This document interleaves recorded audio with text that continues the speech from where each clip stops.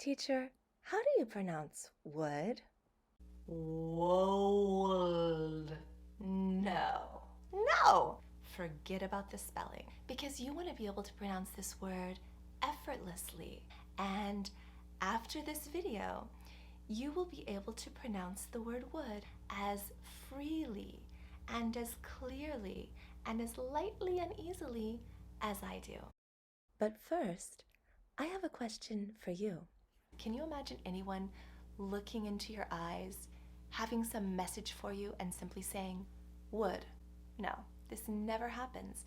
Come here, I want to tell you a secret. Okay, you ready? Would.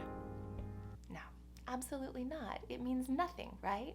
It only is meaningful inside a sentence, inside a context. So that's what we're going to do. Because yes, we need to be able to pronounce the word on its own easily, but also you need to practice how it sounds the way you're really going to use it, which is inside a sentence. I will show you exactly how to pronounce this word on its own, which is much simpler than the way it looks on the page.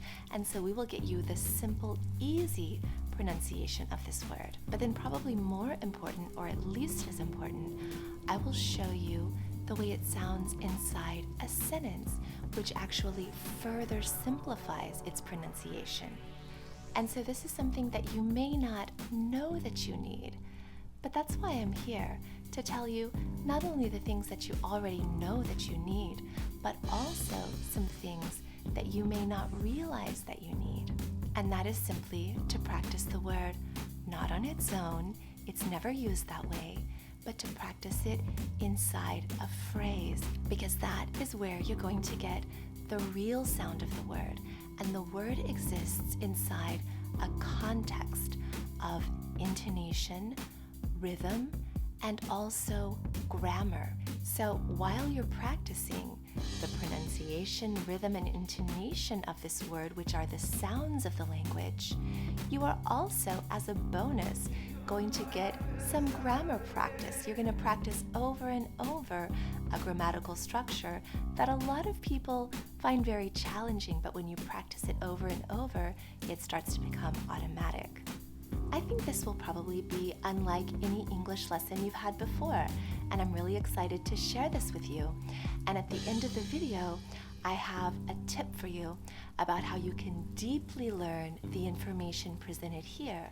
And it's something that you can use to deeply learn information in other areas as well. So we have a lot of work to do, and these are going to be things that are really valuable that you can take and keep and use for the rest of your life. So let's get started.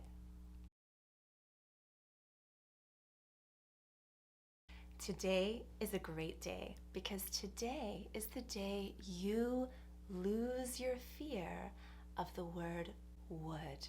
Yes, the word would. I have seen the fear in people's eyes, English learners from all over the world. When they need to use this word, I see them tense up, I see them hesitate, and I see the anxiety and fear that they have around pronouncing this word. And I understand why, because, I mean, have you looked at how this word is spelled? W-O-U-L-D. What? How are you supposed to pronounce that, right? If you pronounced it like it's written, it would be something like WOULD. What? Does that sound nice? No, that does not sound nice. Nobody wants to have to do that with their mouth, and nobody likes the way it sounds when they try to do that. Would? You don't want to pronounce that. And the good news is you don't have to, because that is not how the word is pronounced. It's much easier than that. So that spelling that makes it look so intimidating, forget about it. Throw it out of your mind. And in this lesson, you can trust your ears and also your eyes as you watch my mouth as I guide you through the pronunciation of this word, and you can lose your anxiety around the word would, and speaking English will get a little bit easier, because how often do you need to use this word? We use it all the time. And what kind of situations do we need this word in? You need this word in situations where you want to be polite, When you want to make a polite request, like, would you mind helping me with this? Well, you need the word would, right? And you want to be smooth when you're making a polite request. Or if you're offering some help in a polite way, would you like some coffee? Would you like to sit down? You want to be smooth in these situations. You don't want to be struggling with a word that intimidates you, right? And of course, also, when you want to talk about something hypothetical. So, you're not here right now, but if you were here, you would meet my kids, right? If you were here, you would meet my kids. You want to say this easily. You don't want to be struggling with the word would when you're talking about the hypothetical, because talking about the hypothetical is challenging enough on its own. So let's get the pronunciation very smooth, and then everything else will be a little bit easier, and you will never have to fear the word would again.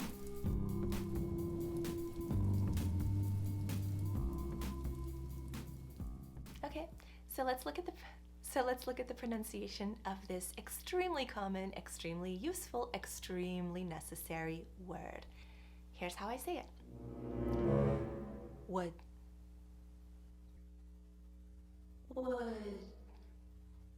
So you can see that basically there's a W sound in the beginning, and then there's the vowel and then there's a D sound. So it's really just 3 sounds. The L is completely silent, so forget about that L, pretend it's not even there. We just say would. So some people have an issue with the W sound, and that could be different issues depending on what your first language is. Some people don't do the W at all, and they would have a tendency to say ud. So if that's you and you know this about yourself, just pay attention, and you have to monitor yourself and make sure that you're doing a clear w in the beginning. You get your lips into a little circle, w, and you release, w. Would. Now some people have a tendency to replace a W with a V sound. So if that's you, you might be saying vud. Don't say vud. You say not v. Would. And some people would have a tendency to put a g in there instead of a W sound, and it would sound something like good. And this also is not in the word would, and you need to get it out of there, and you will sound so much better, and it will also flow more freely. So if you are saying good you like some? No good. No good. So stop doing anything back here with the back of your tongue and your soft palate, which is the very, very back of your palate. No g. Just all lips. Would.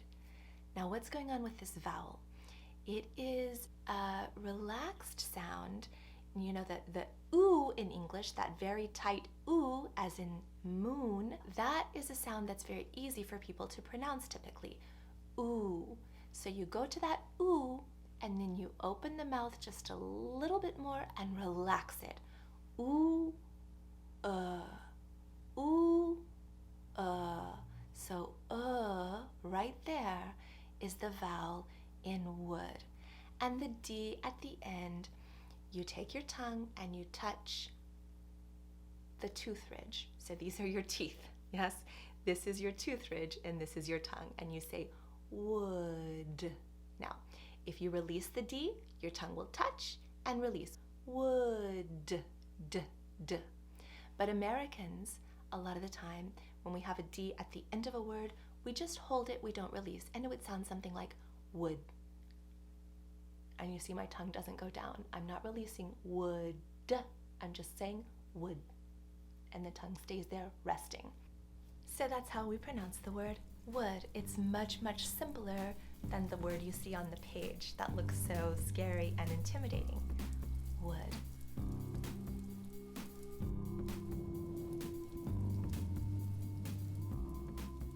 But here's another thing that's true that we need to acknowledge, and this is really important. The word would, even if you say it perfectly, it never exists in isolation. One human being never looks at another, wants to communicate something to that person, and says, would. No, This never happens. This word only exists inside a sentence or inside a phrase. And that's the way you need to practice it. It makes a big difference, and you're going to see why. And here's the sentence we're going to use. This will be familiar to you if you watched the first video in my conditional series. So you will remember that we were talking about hypothetical things. And we were saying, oh, wow, you're not here. But if you were here, you would meet my kids. So we're going to practice it in this phrase. It's actually a sentence. We're going to practice it in this sentence. If you were here, you would meet my kids. Okay. So first, let's notice in this sentence which words are jumping out. In English, we do something really special. It's almost as if we were taking a flashlight and shining a light on the most important words, the ones that we really want the other person to pay attention to. So if I have a flashlight and I'm going to shine it just on the most important words in this phrase, if you were here, what word would I be shining my flashlight on? If you were here? No. If you were here? No. If you were here? No. If you were here? Yes. If you were here. So can you hear how quickly and lightly the first part is going? If you were here, and the word here is stretched out and it goes up. If you were here. So this is where my flashlight is going. It's focusing on the word here. If you were here. Okay, that's the first half of our sentence. If you were here. What about the second half? If you were here, you would meet my kids. If you were here, you would meet my kids. What word am I focusing on in the second half? You would meet my kids. You would meet my kids. You would meet my kids, yes. You would meet my kids. Kids, that's right. So, listen how quickly and lightly you would meet my kids, yes. You would meet my kids. So again, we're going really quickly and lightly over the first part, and the voice is relatively low. It's in the mid-range. You would meet my, and then kids goes up. If you were here, you would meet my kids. And the word would is inside this phrase. You would meet my, so it's going very, very quickly and lightly. What do you hear of the word would? It's really just you would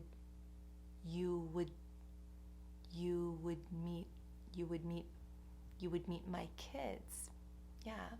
So no good, you good, no L, no would, no. Just you would. Yeah, that's it. So the word you already has like a W sound at the end of it, and then you just do a little schwa. That's the tiniest, most relaxed, most reduced vowel that we have, very neutral, into the D. You would meet. Yeah. If you were here, you would meet my kids. So now you know how to pronounce the word would, but you will never pronounce it alone. You will always pronounce it inside a sentence and probably very reduced. So that word would becomes would. Okay, let's do it one more time. If you were here, you would meet my kids. If you were here, you would meet my kids. Yes.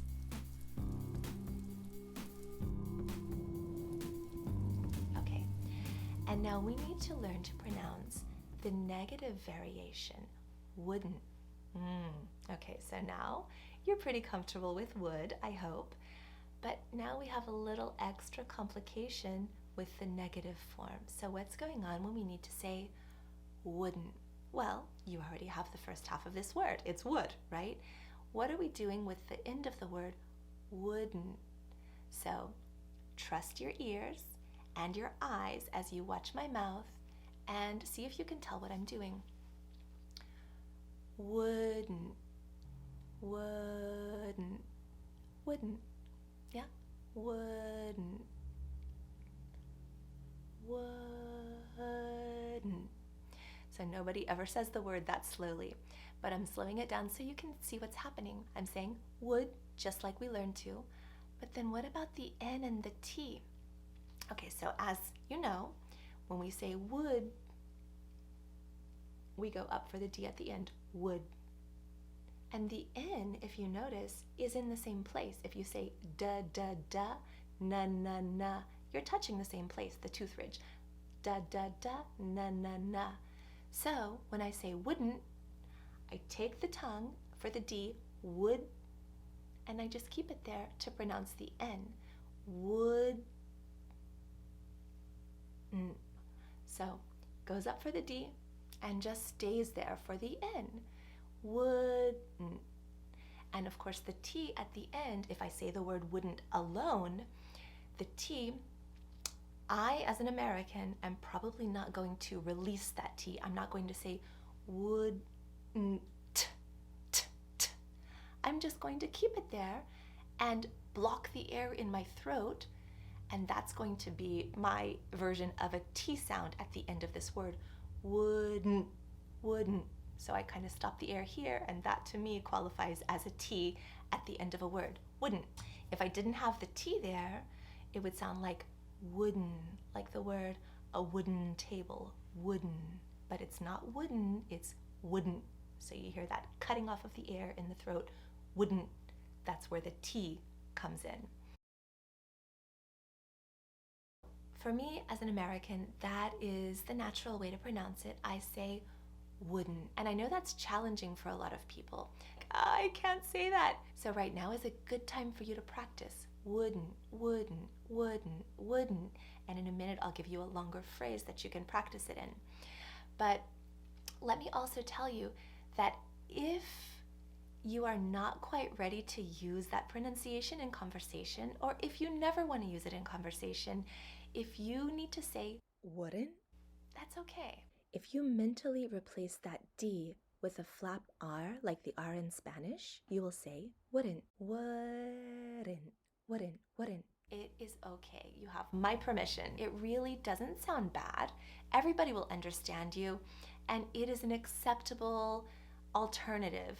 So you have two options. You can say it like me, wouldn't, or you can do something that might be a little bit easier for you and say wouldn't. And that is also fine. So that is your choice. But let me tell you that I have a little phrase for you where you can pronounce the word wouldn't, and if you want to try it my way, this is a perfect opportunity to do it.